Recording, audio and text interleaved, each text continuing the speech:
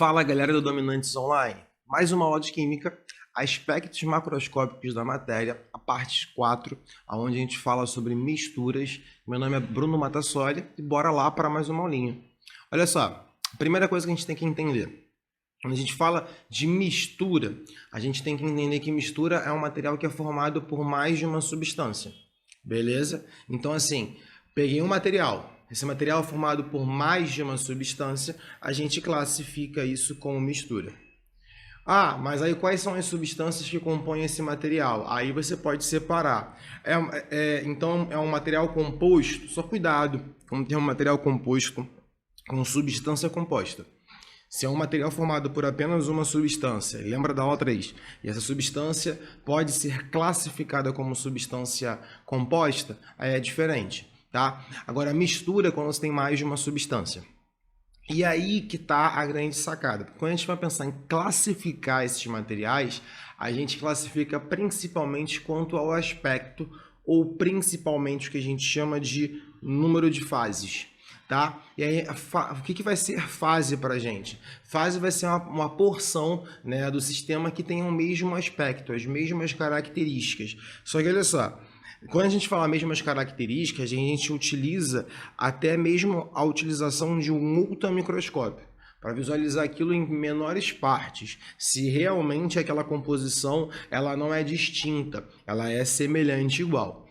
Para falar de misturas, a gente tem diversos exemplos. Tudo aquilo que tem mais de uma substância, por mais que seja visível ou não visível para a gente, né, que a gente possa diferenciar utilizando o microscópio, a gente classifica isso como mistura. Essa utilização de termos de fases eu vou utilizar bastante para distinguir algumas substâncias não, algumas misturas ao longo desse processo, dessa aula, para você entender. Bom, entendendo isso, agora que a gente vem à classificação. Como é que a gente vai classificar? Um sistema que a gente diz que é homogêneo é que tem apenas uma fase. Ou seja, vou dar um exemplo fácil. Quando a gente fala de água, a gente fala da substância água. Mas quando a gente fala sobre água potável, água que a gente bebe, água potável não é uma substância. A água potável é uma mistura. A gente pode dizer que é um sistema homogêneo. Ela é formada de quê? De água com sais minerais. Tá? Então ela tem mais de uma substância. Ela tem mais de um componente. Água, água potável. Água potável é um sistema homogêneo. Beleza? Porque eu não consigo ver os sais minerais na água. Agora, quando a gente fala de um sistema heterogêneo, é onde tem mais de uma fase. Aí que mora o risco. Por quê? Nem sempre você consegue visualizar essa distinção. Se eu coloco, por exemplo, água e areia, eu consigo ver areia na água, porque ela não se dissolve. Né? Se eu coloco óleo com água, né? Areia com parafuso, feijão com uma coisa, você consegue ver, você consegue ver, é fácil distinguir, e aí você fala que é um sistema heterogêneo, né? Hétero de diferentes fases, pode ter mais de um, quer dizer, 1, 2, 3 ou 4. O problema está aqui, ó. Eu vou falar sobre os principais. A gente chama sobre as dispersões coloidais. As dispersões coloidais são sistemas heterogêneos, mas é onde a gente só consegue diferenciar utilizando um microscópio. Certo? Aí você consegue visualizar que existe uma distinção entre esses materiais. Eu vou falar quais são os principais e é onde a gente pode se confundir nessa aula, nesse conceito de misturas. Bom, se eu vou começar, eu começo logo pelos sistemas. Sistemas heterogêneos. A gente vai começar falando sobre as misturas heterogêneas. Qual mistura heterogênea eu começo mostrando aqui? Ó, logo uma dispersão grosseira. Né? A gente chama esse, por exemplo, de sistema bifásico, porque tem duas fases, a água e o óleo. Lembrando que quando é um sistema líquido, a tendência, ou que contenha um líquido, você usa densidade para separar. Se a água fica embaixo, a água é mais densa do que o óleo nesse caso. Agora, se você tem, por exemplo, o granito, olha aqui, ó, o granito dá para você ver a pigmentação. Ele é formado por quartzo, que é uma substância, né, um mineral também, feldspato e mica, e em proporções variáveis, dependendo do granito que for utilizado, tá? Visivelmente você também consegue ver a distinção. Vou dar 2 exemplos aí de misturas heterogêneas, mas são os que a gente chama de dispersões grosseiras. Quando a gente vai falar agora, por exemplo, sobre o leite O aspecto do leite é um aspecto uniforme. Então você consegue visualizar a olho nu que parece uma fase só. Só que quando você pega o microscópio e observa esse material, você percebe que ele tem, então, suas divisões. Então, ele não pode ser classificado como um sistema homogêneo. Um sistema que vai ser classificado como um sistema homogêneo, até mesmo ao microscópio, você consegue ver você não consegue ver fases. Então, quando você pega água potável, por exemplo, e coloca lá no microscópio, você não consegue ver os sais minerais. Né? Isso nem no ultramicroscópio, aí você consegue visualizar. Quer dizer, você não consegue visualizar. É algo que tem uma fase, algo de aspecto único. Aí você pode perguntar, Bruno, mas como é que eu vou saber?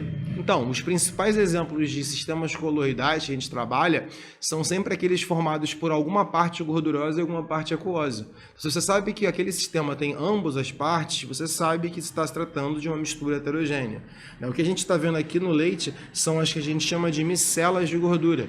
São pequenas porçõezinhas que são fragmentadas de gordura, mas ainda assim, ainda são partes num todo, tá? A gente pode falar também sobre a maionese, sobre os próprios sprays, os sprays desodorante, não aquela parte de pó que fica no fundo do desodorante não, mas o spray, ele tem particulado sólido junto com o gás, né? A gente não consegue ver, às vezes não é visual, mas está lá. O sangue é uma mistura heterogênea, tá? É porque quando a gente está sempre o sangue em circulação, fica difícil visualizar, mas o sangue tem o plasma sanguíneo, assim como as hemácias, tá? Então, sim, o sangue, se deixar o sangue em algum local, ele estanca, né? Ele começa a descer, a se separar, que a gente chama, né? A formar sedimentos, a formar as fases, tá? Então, essas são chamadas de misturas heterogêneas, mas são sistemas coloidais, né, onde a dimensão da partícula é um pouco melhor, então a olho nu não fica visível, parece um aspecto uniforme. Anotou? Então olha só, presta atenção. A gente vai falar dos sistemas heterogêneos, eu entro no sistema homogêneo, aí um exemplo clássico, eu posso falar outros, é o ar atmosférico. Não o ar da cidade, não o ar que a gente utiliza, o ar atmosférico vamos considerar nesse caso puro, né? Chamar mistura de puro fica estranho, mas é uma mistura. O ar atmosférico só, ele é formado, o pessoal sempre se confunde, o maior componente do ar atmosférico não é o oxigênio, é o gás nitrogênio, tá? Assim como aí também temos contendo o oxigênio e outros gases, assim como o argônio e alguns outros. O ar atmosférico, até mesmo no microscópio, a gente não consegue distinguir os gases. A gente tem que separá-los de alguma forma, mas a gente não consegue distinguir nem mesmo com a utilização de um ultramicroscópio para separar essas substâncias. Água potável, eu dei um exemplo disso, né? E outro importantíssimo, antes de continuar, ligas metálicas, tá? Quando a gente fala de ligas metálicas como bronze, aço, são todas elas homogêneas, tá? Uma dica que eu vou te dar agora quando você falar de metais. Se você tem um elemento químico, esse metal é uma substância. Ferro, ouro, prata, mercúrio. Se você não tem um elemento, aquela liga metálica como latão, bronze, aço, são ligas, são formadas por mais de um elemento, tá? E aí você não diz que é uma substância, você diz que é uma mistura homogênea. Pegaram essa sacada? Então olha só, essa aí ficou rápida, mas só para dar um bizu maneiro. Porque a gente vai entrar o seguinte, gráfico de mudança de estado. Aí você fala, Bruno, mas isso não é para substância? Não necessariamente. Você pode visualizar uns gráficos, ainda mais que as avaliações hoje em dia citam muito gráficos, né, para falar de misturas. Só que o gráfico de uma mistura comum, né, principalmente se for uma mistura homogênea, ele é bem mais distinto, bem mais diferente do que o gráfico de uma substância, do gráfico de uma substância, né? No caso, aqui, se você reparar, aqui eu tenho graus de subidas diferentes, mas diferentes de uma substância, onde a gente tinha aquele gráfico que formava os patamares, assim, aqui não. Aqui a gente vai ter o seguinte, olha para cá. Nesse gráfico, ele tem uma inclinação aqui, só que aqui parece que ele está subindo menos inclinado. Isso a gente diz que é uma faixa, é onde o material muda, porque ele começa a absorver calor para fazer outro processo, nesse caso mudança de estado físico, mas como ele é formado por mais de uma substância, uma das substâncias continua absorvendo enquanto outra não. Então o que está acontecendo aqui não é um ponto de fusão, é uma faixa de fusão. A fusão acontece em uma temperatura e termina em outra, por isso que não é uma substância. Tá? Então, quando você vê que não há a formação de um patamar, em sim uma redução na inclinação, né? Uma redução na inclinação aqui, a gente diz que a gente tem faixa de temperatura.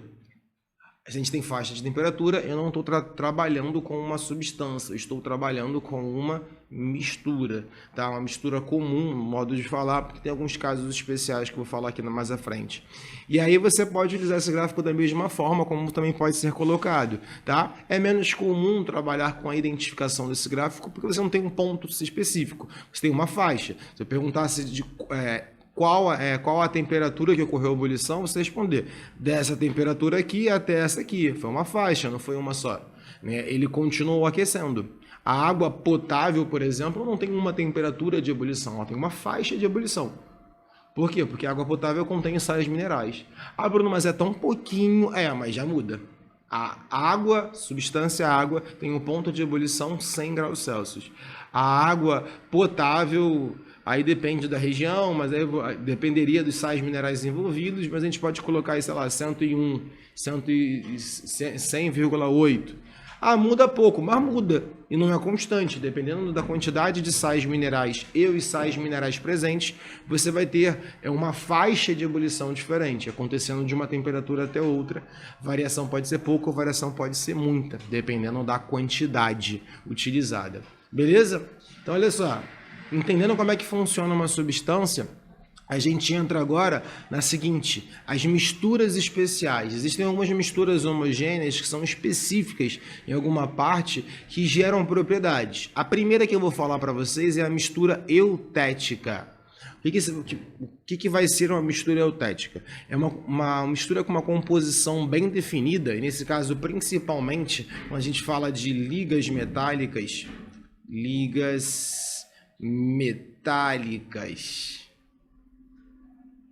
só com ligas metálicas? A grande maioria dos casos são esses. Que vão ter ponto de fusão constante. Ou seja, naquela porcentagem, por exemplo, aqui, eu escolhi uma liga formada do cádmio 60% e de bismuto 60%, então 40 a 60. Esse material gera um material com características e propriedades físicas únicas. Ele tem um ponto de fusão de 140 graus Celsius como temperatura. Ah, Bruno, então ele é uma substância. Não, porque a sua ebulição não é constante. É uma mistura especial porque apenas naquela mudança de estado físico ele consegue fazer com um ponto específico, não com uma faixa. Tá? Então, por exemplo, aqui a eutética porque tem ponto de fusão constante, mas a ebulição é variável. Tá? E geralmente são feitas com ligas metálicas. E repara que assim, cada um desses elementos sozinhos, se fossem isolados, olha a temperatura deles. Já nessa mistura formada, essa mistura eutética de cádmio e bismuto, nessas quantidades você tem uma diferença. Mistura eutética é uma mistura que tem um ponto de fusão constante. E aí você vai reparar que o gráfico formado tem um patamar lá na fusão. Então você pode dizer que essa mistura tem um ponto de fusão. É uma mistura especial, mas ela não tem um ponto de ebulição, ela tem uma faixa. Tá? E aí que está a sacada. Por isso que a gente diz que para ser uma substância, quando a gente está estudando os componentes, a gente diz que tem que ter tanto a fusão quanto a ebulição constante. Porque a gente já sabe que tem essas misturas eutéticas. Bruno, será que tem uma mistura ao oposto, que a ebulição é constante, fusão? Lógico, né? A gente tem aqui, a gente chama de misturas azeotrópicas. Azeotrópicas geralmente são líquidos voláteis que misturados têm um ponto de ebulição diferente das suas substâncias sozinhas. E ponto de ebulição é porque é uma ebulição constante. Um exemplo comum e mostra até a dificuldade de ter álcool etílico concentrado, é que a 96% com 4 de água, ele se torna uma mistura azeotrópica. Então ele passa a ter um ponto de ebulição específico e é ainda menor do que o dele. Então ele começa a evaporar levando a água antes de ser 100 graus Celsius. tá? Isso é uma mistura, porque é formada por duas substâncias, mas a gente classifica isso como mistura azeotrópica. Beleza? Tá? E aí como é que fica o gráfico? O patamar na ebulição, tá bom?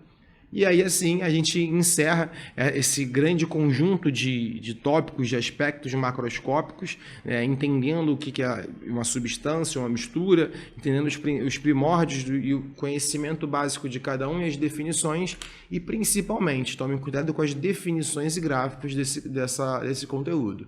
Foi? Fechamos então aqui, até a próxima!